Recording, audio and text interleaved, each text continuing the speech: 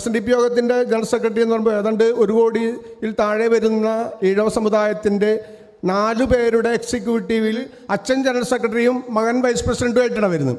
അപ്പോൾ 4 പേരുടെ എക്സിക്യൂട്ടീവിൽ നിന്ന് അച്ഛനും മകനും ഒരു കുടുംബത്തിൽ നിന്ന് വരാമെന്ന് പറയുമ്പോൾ ആ ഒരു സംഘടനയുടെ അവസ്ഥ എത്രമാത്രം പരിതാപകരവും എത്രമാത്രം ഭീകരവുമാണ് എന്ന് നാം തിരിച്ചറിയേണ്ടത്. അത്തരമൊരു അവസ്ഥയിൽ നിന്നുകൊണ്ട് ആർക്കും ചോദ്യം ചെയ്യപ്പെടാൻ പറ്റാത്ത രീതിയിലുള്ള അച്ഛനും മകനും തമ്മിലുള്ള ഒരു നാടകം കളിക്കുന്ന രീതി അവരെ സംബന്ധിച്ചിടത്തോളം അതൊരു എനിക്ക് തോന്നുന്നു ഈ മുസ്ലിങ്ങൾക്കെതിരെ മുസ്ലിം സമുദായത്തിന് നേരെയുള്ള ഇത്തരത്തിലുള്ള കാര്യങ്ങൾ നീക്കുന്നതിന് ഒരു പ്രധാന കാരണം അവർ സമ്പാദിച്ചു കൂട്ടിയിട്ടുള്ള കോടാനുകോടി രൂപ ED വിടുമെന്ന പേടി കൊണ്ട് യഥാർത്ഥത്തിൽ ED ഒരു വശത്ത് ED ഭയപ്പെടണം, മറുവശത്ത് വിജിലൻസിന് ഭയപ്പെടണം. അപ്പോൾ കേന്ദ്ര സർക്കാരിൻ്റെ ED തടയുന്നതിന് വേണ്ടി മകനെ കേന്ദ്രത്തിലേക്ക് അയക്കുകയും വെള്ളാപ്പള്ളി കേരളത്തിൽ നിന്നുകൊണ്ട് നിൽക്കുകയും ചെയ്യുന്നു. അങ്ങനെ ഈ സമുദായത്തിന് യാതൊരു തരത്തിലുള്ള ഗുണവും ചെയ്യാത്ത, സമുദായത്തിൻ്റെ യാതൊരുവിധ പ്രശ്നങ്ങളിലും ഇടപെടാൻ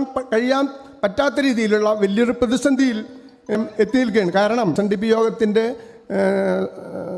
ആദർശത്തിന് നിരക്കാത്ത രീതിയിലുള്ള ഒരു നിലപാട് സ്വീകരിച്ചുകൊണ്ടാണ് നമ്പൂരി മുതൽ നായാടി വരെയുള്ള ആളുകളുടെ ഐക്യം എന്ന് പറയുന്നത്. അപ്പോൾ ഇന്ന് സംഘപരിവാറിനെ സംബന്ധിച്ചിടത്തോളം കേരളത്തിൽ അവർക്ക് അല്പമെങ്കിലും പിടിമുറുക്കണമെങ്കിൽ, കേരളത്തിൻ്റെ മണ്ണിൽ കാലുകുത്തണമെങ്കിൽ ശ്രീനാരായണ പ്രസ്ഥാനത്തെ തകർക്കാതെ ഒരു ഇഞ്ച് പോലും അവർക്ക് മുന്നോട്ട് പോകാൻ കഴിയില്ല.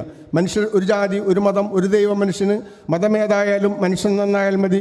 മനുഷ്യരുടെ മതം, വേഷം, ഭാഷ മുതലായവ എങ്ങനെയിരുന്നാലും അവർ ജാതിയിൽ ഒന്നായതുകൊണ്ട് അന്യോന്യം വിവാഹവും പന്തിബോധനം ചെയ്യുന്നതിൽ യാതൊരു ദോഷവുമില്ല തുടങ്ങിയ മനുഷ്യൻ ഒന്നാണെന്ന് ആവർത്തിച്ച് പറയുന്ന ശ്രീനാരായണ ഗുരുവിനെയും ശ്രീനാരായണ പ്രസ്ഥാനത്തെയും തകർക്കാതെ സംഘപരിവാർ ശക്തികൾക്ക് കേരളത്തിൽ വേരുറപ്പിക്കാൻ കഴിയില്ല എന്ന ഉത്തമ ബോധ്യം അവർക്കുണ്ടായതിൻ്റെ പേരിലാണ് SNDP യോഗത്തിന് പുറത്തു നിന്നുകൊണ്ട് ശ്രീനാരായണ പ്രസ്ഥാനത്തിന് പുറത്തുള്ള ഒരാൾക്ക് യഥാർത്ഥത്തിൽ ഈ പ്രസ്ഥാനത്തെ തകർക്കാനായിട്ട് കഴിയില്ല. അങ്ങനെ ശ്രീനാരായണ പ്രസ്ഥാനത്തിന് അകത്തുള്ള ആളെ തന്നെ പിടിച്ചുകൊണ്ട്, ജനറൽ സെക്രട്ടറിയെ തന്നെ പിടിച്ചുകൊണ്ട്, അയാളുടെ ദൗർബല്യം മനസ്സിലാക്കിക്കൊണ്ട് അയാളുടെ കള്ളപ്പണത്തിന് നിധി കാക്കുന്ന സർപ്പത്തെപ്പോലെ മോദിയും പിണറായിയും കാവൽ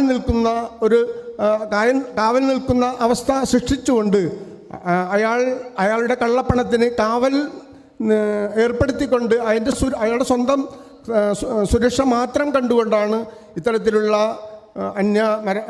മുസ്ലിങ്ങൾക്ക് നേരെ അല്ലെങ്കിൽ ക്രിസ്ത്യാനികൾക്ക് നേരെയുള്ള ഇത്തരത്തിലുള്ള കടന്നാക്രമണങ്ങൾ അയാൾ നടത്തിക്കൊണ്ടിരിക്കുന്നത് എന്നാണ് ഞാൻ മനസ്സിലാക്കുന്നത്. അപ്പോൾ